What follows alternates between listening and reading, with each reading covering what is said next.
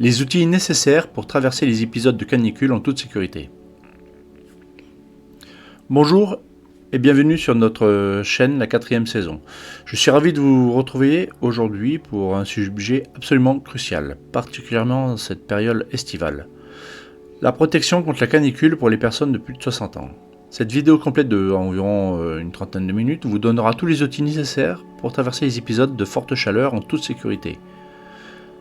Chaque été, les services de santé publics tirent la sonnette d'alarme concernant les risques liés aux canicules.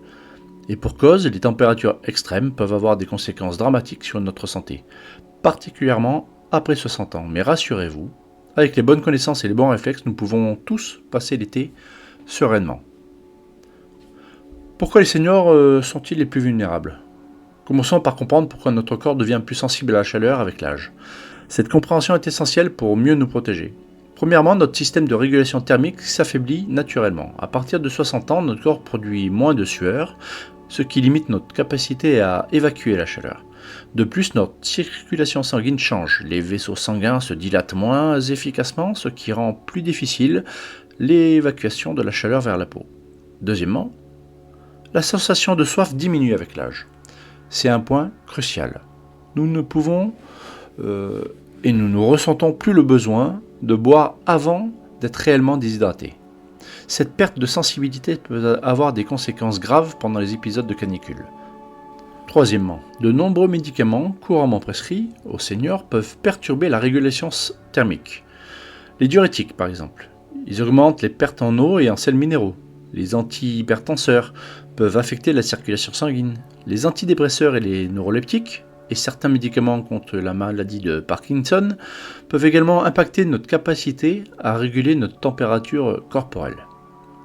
Quatrièmement, les maladies chroniques fréquentes après 60 ans, diabète, maladies cardiaques, insuffisance rénale, maladies respiratoires, fragilisent notre organisme face aux agressions thermiques. Ces pathologies peuvent s'aggraver rapidement lors des épisodes de forte chaleur, dites canicules notamment. Enfin, l'isolement social, malheureusement, fréquent chez les seniors, constitue un facteur de risque supplémentaire. Sans contact régulier avec l'extérieur, ils deviennent plus difficiles de recevoir de l'aide en cas de problème. Les signes d'alerte à reconnaître absolument. Maintenant que nous comprenons pourquoi nous sommes plus vulnérables, apprenons à reconnaître les signaux d'alarme que notre corps nous envoie. Les premiers signes de surchauffe incluent une fatigue inhabituelle, ou une faiblesse générale. Si vous vous sentez soudainement épuisé sans raison apparente, c'est un signal d'alarme. Les maux de tête sont également fréquents lors des coups de chaleur. Ils peuvent être accompagnés de nausées ou de vomissements. Ces symptômes digestifs sont souvent les premiers à apparaître. Les vertiges et les étourdissements sont particulièrement dangereux car ils augmentent le risque de chute. Si vous ressentez une instabilité, asseyez-vous immédiatement et cherchez un endroit frais.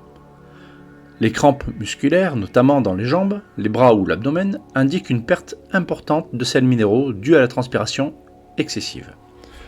Plus inquiétant encore, la confusion mentale ou les changements de comportement peuvent survenir. Si vous ou vos proches remarquez une désorientation, une irritabilité inhabituelle ou des troubles de la parole, c'est une urgence médicale. Le signe le plus grave est une peau chaude et sèche. Paradoxalement, quand nous ne transpirons plus du tout malgré la chaleur, cela indique que notre système de régulation thermique a cessé de fonctionner. C'est le stade critique du coup de chaleur. D'autres signes incluent une température corporelle élevée, des troubles du rythme cardiaque, une respiration rapide et superficielle et, dans les cas les plus graves, une perte de connaissance. L'hydratation, c'est la base de votre protection. L'hydratation, votre première ligne de défense contre la canicule, c'est elle. Mais attention, il ne s'agit pas seulement de boire plus, il faut boire intelligemment. La règle de base est simple, buvez avant d'avoir soif. En période de canicule, visez au minimum 1,5 litre ou 2 litres d'eau par jour. Jusqu'à 3 litres si vous sortez ou si vous ressentez une chaleur intense. Répartissez cette consommation tout au long de la journée. Un verre d'eau toutes les heures, toutes les 45 minutes est un bon rythme. Vous pouvez mettre le réveil sur le téléphone, en périodique. Ça peut aider. L'eau reste la meilleure boisson, mais vous pouvez varier les plaisirs. Les tisanes froides, les infusions de fruits sans sucre ajouté, les bouillons de légumes refroidis sont d'excellentes alternatives.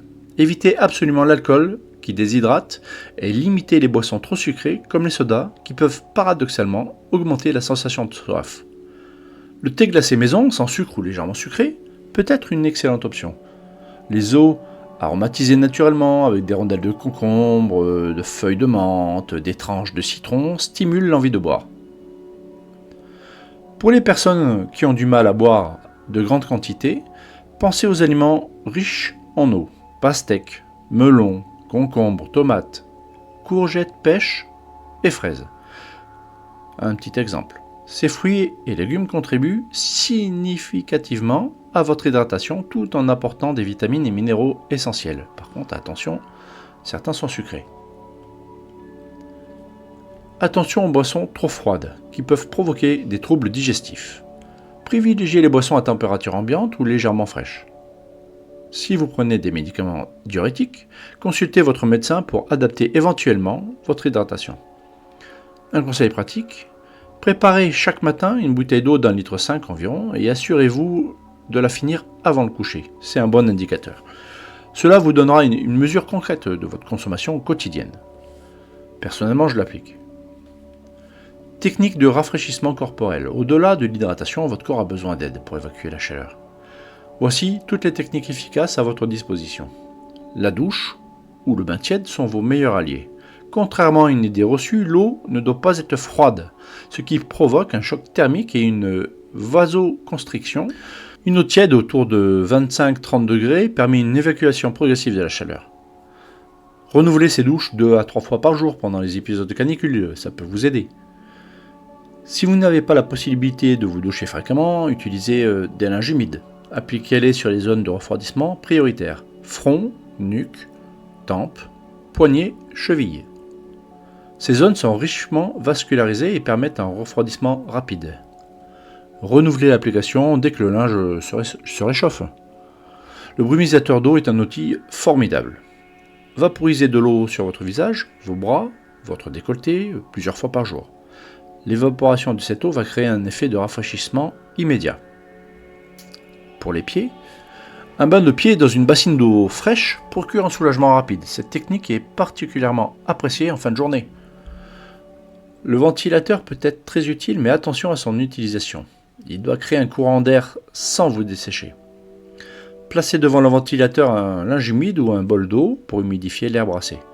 Si la température ambiante dépasse 35 degrés, le ventilateur seul devient inefficace et peut être même contre-productif. Pour ce qui est de votre garde-robe anti-canicule, appelons-la comme ça joue un rôle crucial dans votre protection contre la chaleur. Chaque détail compte pour optimiser votre confort. Privilégiez les couleurs claires qui réfléchissent la lumière, blanc, beige, gris, pastel. Les couleurs sombres absorbent la chaleur et augmentent donc votre température corporelle. Cette règle s'applique aussi à vos chaussures et accessoires. Choisissez des matières naturelles respirantes, du lin, du coton, du chanvre. Ces fibres permettent l'évacuation de l'humidité et la circulation de l'air. Évitez les matières synthétiques qui créent un effet de serre et retiennent la transpiration. Optez pour des vêtements amples qui ne collent pas à la peau. L'air doit pouvoir circuler librement entre votre peau et le tissu. Les vêtements serrés empêchent cette circulation et augmentent donc la sensation de chaleur. Pour les sorties, le chapeau à large bord est indispensable. Il protège votre tête, votre visage et votre nuque du rayonnement solaire direct. Complétez avec des lunettes de soleil pour protéger vos yeux et éviter l'éblouissement. Les chaussures fermées en matière synthétique sont à éviter. Privilégiez les sandales ouvertes qui permettent l'aération des pieds. Si vous devez porter des chaussures fermées, choisissez des modèles en cuir ou en toile, avec des chaussettes en coton. Point important, transformez votre domicile en refuge climatique. Qu'est-ce que je veux dire par là ? Votre logement peut devenir votre meilleur allié contre la canicule, avec quelques aménagements simples mais efficaces. La gestion des ouvertures est fondamentale. Fermez tous les volets, rideaux et stores dès que le soleil frappe vos fenêtres. Cette simple action peut réduire la température intérieure de 3 à 5 degrés. Utilisez des rideaux épais ou des stores occultants pour une efficacité maximale. N'ouvrez pas les fenêtres ou que lorsque la température extérieure est inférieure à la température intérieure. Généralement entre 4h et 9h du matin et après 21h le soir. Créez des courants d'air en ouvrant les fenêtres opposées. Si vous avez plusieurs étages, rappelez-vous que l'air chaud monte.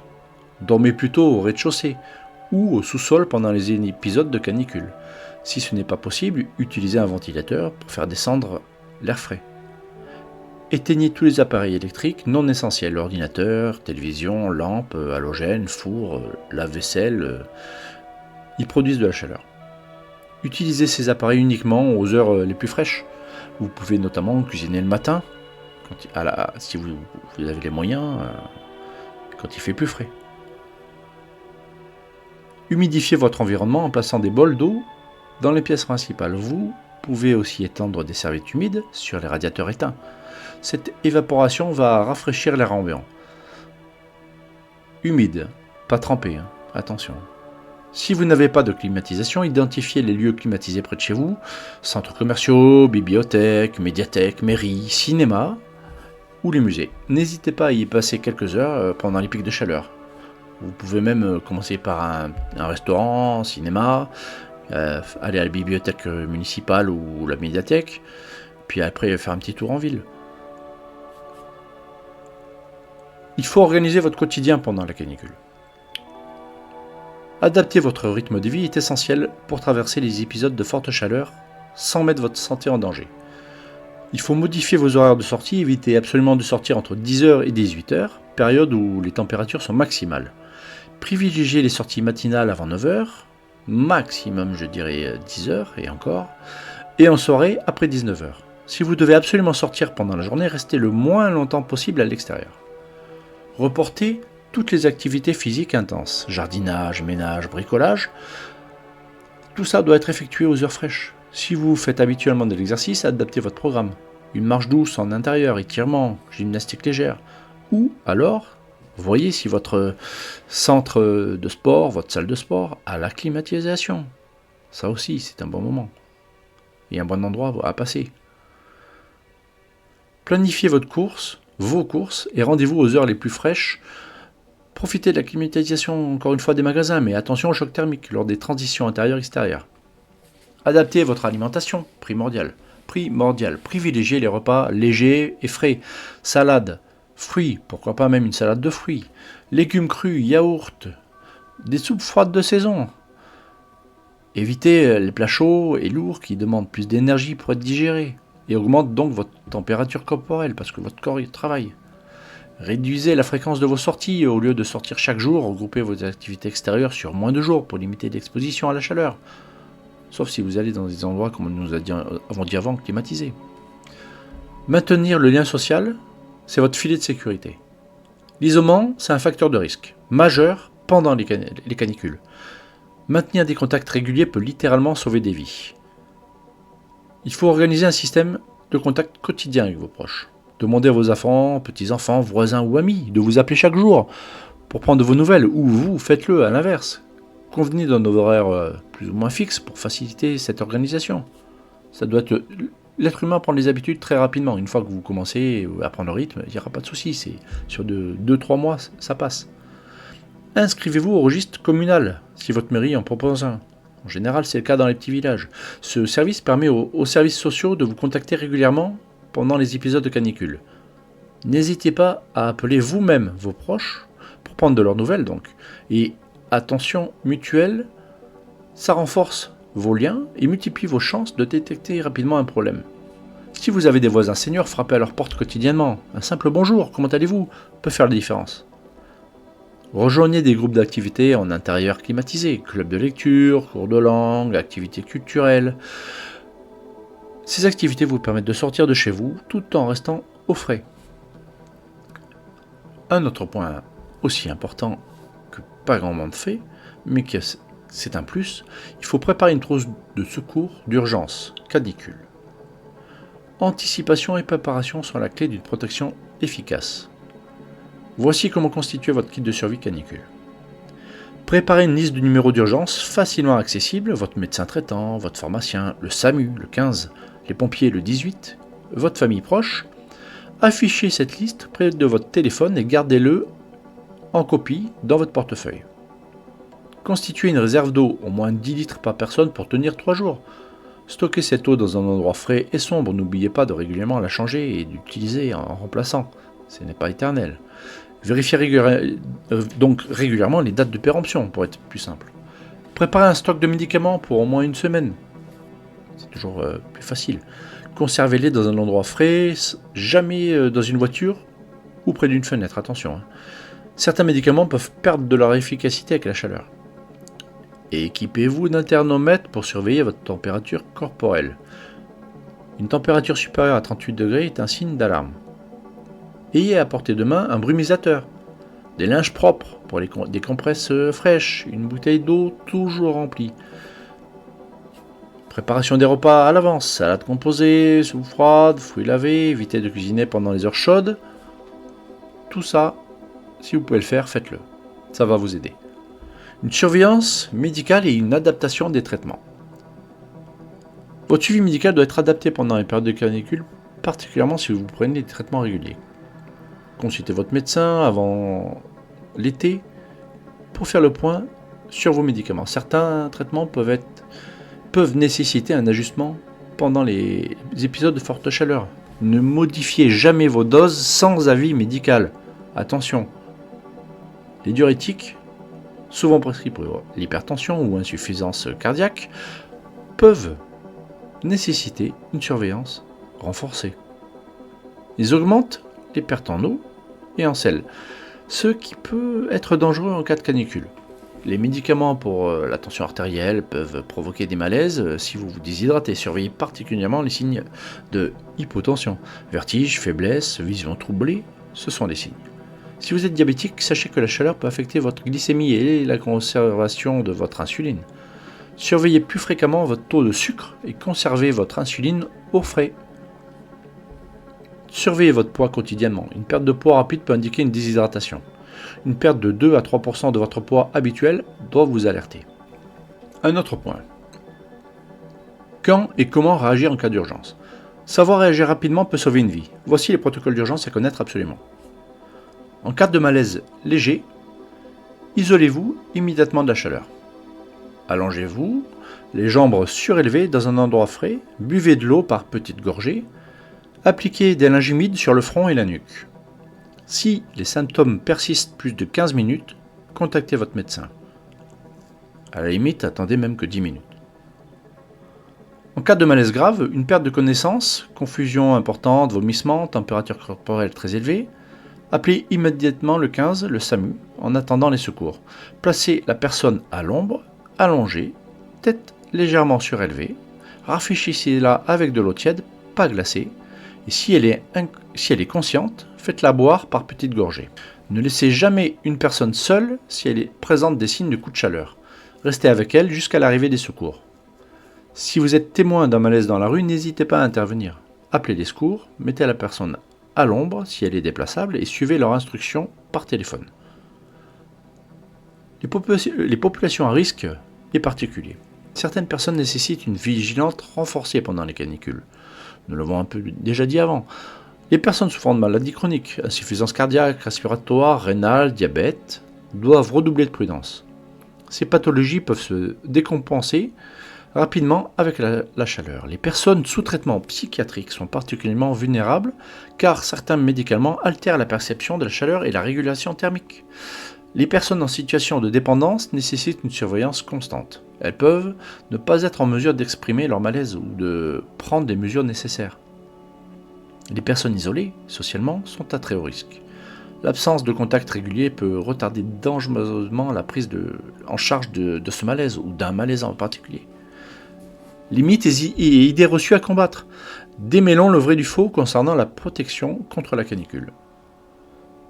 Faux, il faut boire très froid pour se rafraîchir. En réalité, les boissons glacées peuvent provoquer des troubles digestifs et un choc thermique. Privilégiez les boissons à température ambiante ou légèrement fraîche. Une autre idée reçue, donc faux, une douche froide rafraîchit mieux. Une douche trop froide provoque une vasoconstriction et empêche l'évacuation de la chaleur. L'eau tiède est plus efficace. Faux, il faut boire beaucoup d'un coup quand on a soif. De grandes quantités d'eau rapidement peuvent provoquer une intoxication hydrique. Buvez régulièrement par petites quantités. Un verre toutes les 45 minutes, 1 heure. Faux, les personnes âgées supportent mieux la chaleur. C'est exactement l'inverse. Le vieillissement réduit nos capacités d'adaptation à la chaleur. Vrai, les médicaments peuvent aggraver les effets de la chaleur. De nombreux traitements interfèrent avec la régulation thermique. Vrai, la climatisation peut être dangereuse si mal utilisée. Les chocs thermiques répétés entre intérieur climatisé et extérieur surchauffé peuvent provoquer des malaises. Un autre point. Après la canicule, récupération et bilan. Une fois l'épisode de canicule terminé, en général une canicule ça dure 3-4 jours, mais le problème c'est qu'elle revient régulièrement. Il est important de faire le bilan et de récupérer correctement. Continuez à vous hydrater normalement, même après la fin de l'épisode chaud. Votre corps a pu se déshydrater sans que vous vous en rendiez compte. Moi, personnellement, quand je sais que je commence à avoir soif, c'est mes lèvres qui sont sèches. Je dis tiens, j'ai mes lèvres qui commencent à être légèrement sèches, je veux boire un verre. Après, il faut reprendre progressivement nos activités habituelles. Ne nous lançons pas immédiatement dans des efforts intenses après plusieurs jours d'inactivité. Sauf si vous êtes continué d'aller à la salle ou autre, si vous êtes féru. Bon, en général, passé 60 ans, on va quand même légèrement moins à la salle. Mais après, on ne sait jamais. On n'est pas tous fait pareil. Consultez votre médecin si vous avez ressenti des symptômes inhabituels pendant la canicule. Fatigue, troubles du sommeil, perte d'appétit, malaise. Faites le bilan de votre préparation. Qu'est-ce qui a bien fonctionné ? Qu'est-ce qui pourrait être amélioré pour la prochaine fois ? Vous pouvez faire ça sous une forme de tableau. Les choses à améliorer, les choses qui n'ont pas marché, les choses que je peux reproduire, ça peut vous aider. C'est toujours plus visuel, c'est mieux. Plus c'est visuel, mieux c'est. Renouvelez vos stocks. Eau, médicaments, aliments de réserve, préparez-vous pour les prochains épisodes. En conclusion, la canicule représente un défi sérieux pour notre santé après 60 ans. Mais elle n'est pas une fatalité. Avec les bonnes connaissances, les bons gestes et une préparation adéquate, nous pouvons tous traverser l'été en toute sécurité. Retenez les points essentiels. Hydratez-vous régulièrement avant d'avoir soif. Un verre toutes les 45 minutes, 1 heure est pas mal. C'est un bon rythme. Adaptez votre environnement et votre rythme de vie. Maintenez les contacts avec vos proches. N'hésitez jamais à demander de l'aide ou à consulter en cas de doute. Votre santé est précieuse et ces quelques précautions peuvent faire toute la différence. Partagez ces conseils avec vos proches, vos voisins, vos amis, seniors. Critiquez, améliorez. Ensemble, nous pouvons faire de l'été une saison de plaisir et non de danger. Prenez soin de vous, restez vigilants et à bientôt sur notre chaîne, les 4 saisons, la 4e saison, pour de nouveaux conseils pratiques. N'oubliez pas de vous abonner et d'activer les notifications pour ne manquer aucune de nos vidéos. Portez-vous bien, merci de soutenir la chaîne et prenez soin de vous.